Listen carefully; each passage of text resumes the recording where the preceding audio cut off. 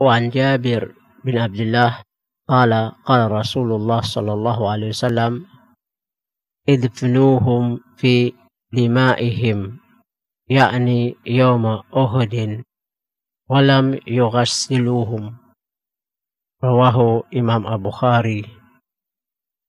Dari Jabir radhiyallahu anhu, ia berkata, Rasulullah sallallahu alaihi wasallam bersabda, kuburkanlah mereka di dalam darah-darah mereka, yaitu para syuhada Uhud, dan tidak memandikan mereka.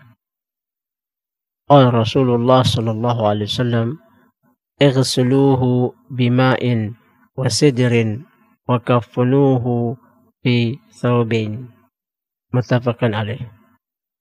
Mengkafani mayit. Kewajiban ini diambil dari perintah Rasulullah sallallahu alaihi wasallam dalam hadis tentang seorang yang ihram kemudian meninggal karena terjatuh dari ontanya.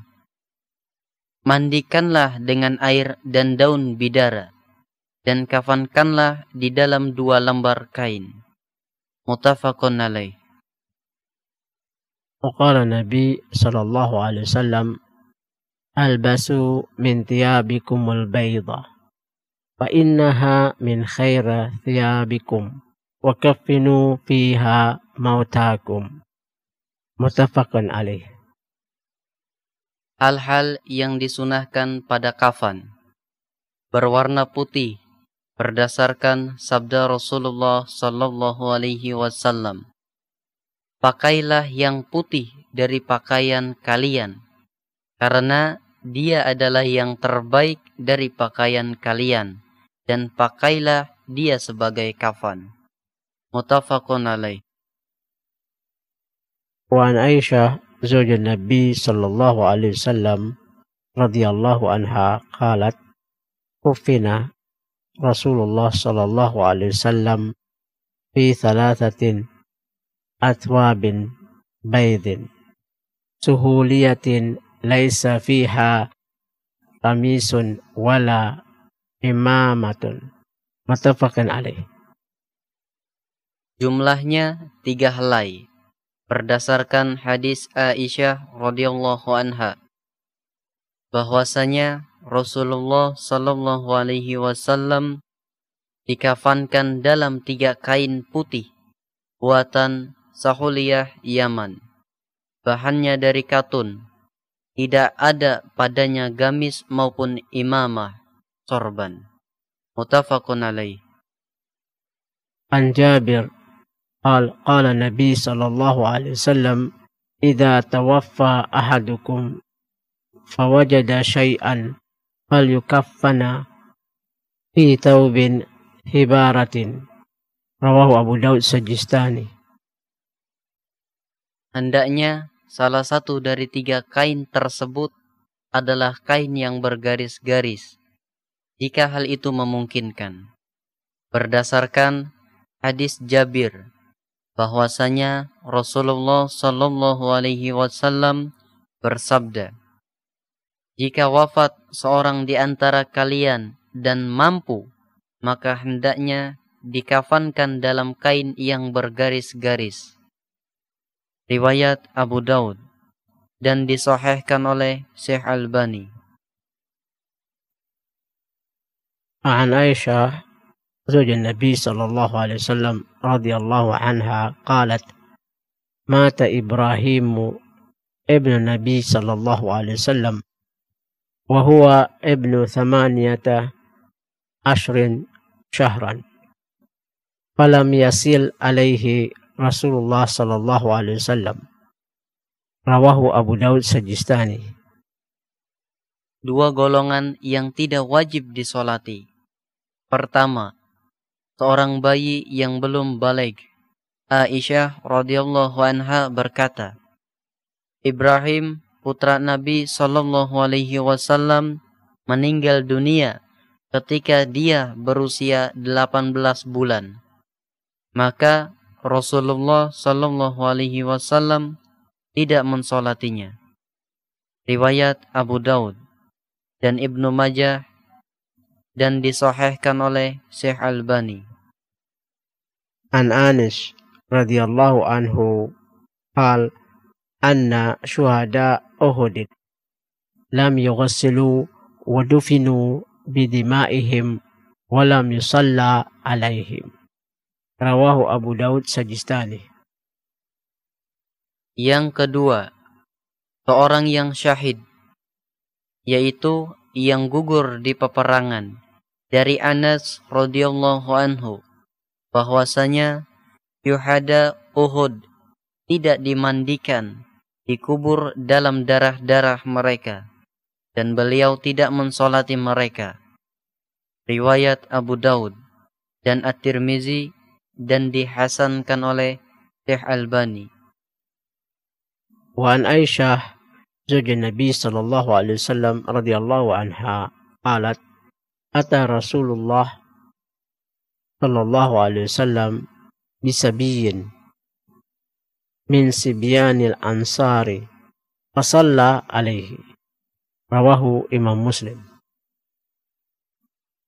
Tidak wajibnya sholat atas kedua golongan ini tidak berarti menafikan disyariatkannya sholat atas keduanya. Dari Aisyah radhiyallahu anha, ia berkata, didatangkan kepada Rasulullah sallallahu alaihi wasallam seorang anak dari Ansor. Maka kemudian beliau mensolatinya. Riwayat Imam Muslim.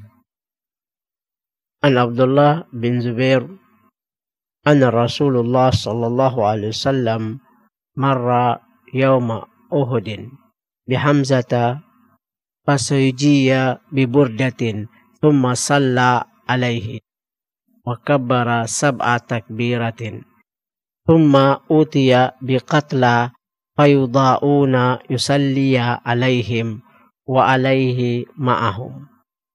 Dari Abdullah bin Zubair, bahwasanya Rasulullah sallallahu alaihi wasallam pada waktu perang Uhud memerintahkan agar didatangkan padanya jenazah Hamzah yang kemudian ditutupi dengan kain.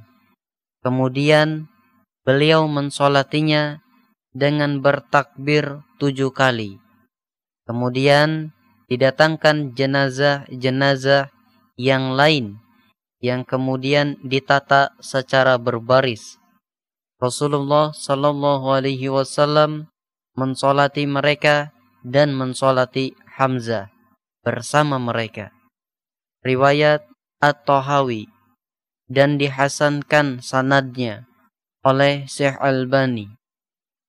Waqala Nabi sallallahu alaihi wasallam ma min mayyitin yusalli alaihi ummatun minal muslimina yablughuna mi'atan kulluhum illa syuffi'u fihi. Rawahu Imam Muslim. Semakin banyak yang mensolati mayit, maka semakin afdol dan semakin memberikan manfaat kepada mayit.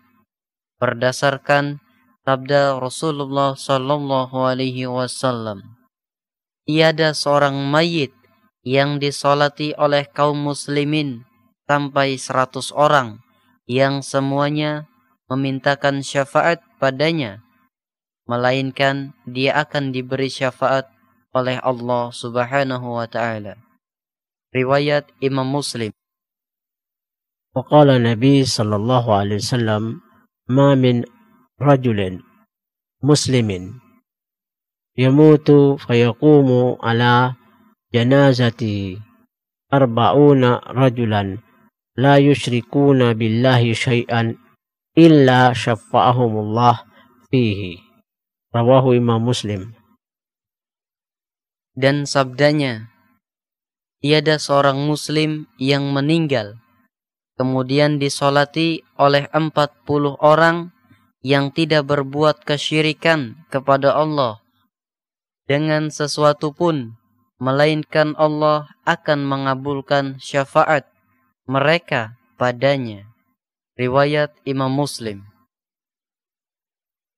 An Marsad Al-Yazani Wa an Malik bin Hubairah qala qala Rasulullah sallallahu alaihi wasallam ma min muslimin yamutu fa yusalli alaihi salasatu sufufin minal muslimina illa aujaba. Rawahu Abu Dawud.